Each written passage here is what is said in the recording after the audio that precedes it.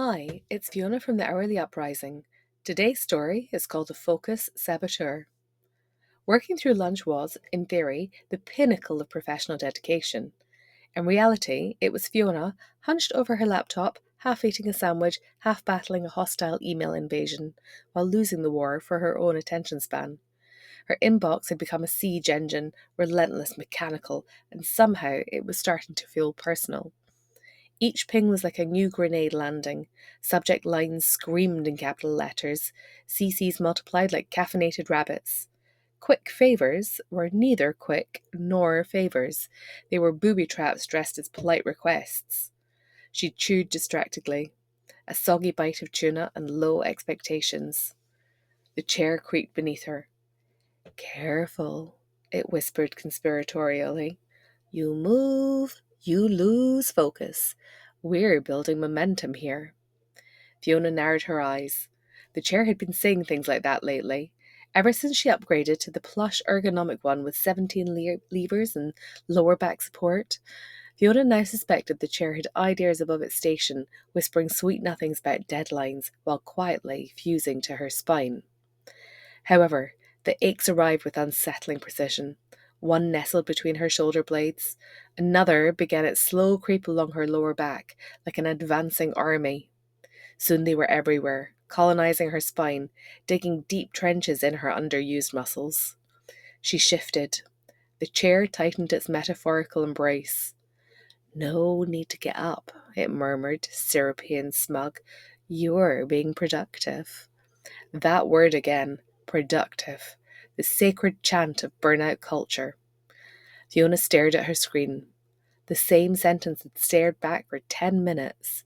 Her cursor blinked, passive aggressive and disappointed. Her fingers hovered over the keys. Just finish this reply. Just skim one more quick email. Just 5 more minutes of emails in exchange for possibly an empty inbox. An arbitrary achievement. That's how it always started. Productivity as penance. 5-minute compromises that stretched into afternoons, and still nothing got easier. The harder she pushed, the foggier her brain became. She was familiar with this pattern. She just didn't always catch it in time. The discomfort started to become a shooting pain. She pictured tiny soldiers with spikes on the end of their guns poking her in the back, a general issuing orders from somewhere around her neck, setting up a siege engine and firing at her shoulders. Her focus, gone, captured, possibly being interrogated. Another ping, another message, another distraction disguised as urgency. Finally, Fiona couldn't take it any more. She stretched her arms, raised over her head in defiance, not surrender. Muscles cracked and released, happy to be free from the same stiff position. The spiky soldier stood down and retreated as she walked around the room. Free from the chair's clingy embrace, Fiona felt the blood flow back to her brain. The fuzziness started to lift. Fresh oxygen was delivered to her extremities. Her thoughts, previously stuck in molasses, began to percolate again. She wondered, not for the first time, why staying perfectly still had become the gold standard for professional excellence, as if her value could be measured in hours sat or emails replied to. No one ever praised a person for walking to clear their mind.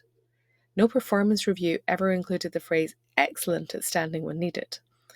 And yet, here she was, clearer, calmer, more focused after a simple stretch. It made her suspicious of everything. Her chair, meanwhile, remained where it was, looking innocent as ever, pretending like it always had her best interests at heart. I knew you'd come back, it said. We always end up together. Only on my terms, Fiona replied, cracking her knuckles. Because, sometimes, you've got to stand up for yourself. Literally. Feeling unfocused? Maybe it's your chair that's causing the problem. Set an hourly alarm to do battle with soldiers of discomfort and declare a 5-minute coup. I'm confident you will be victorious.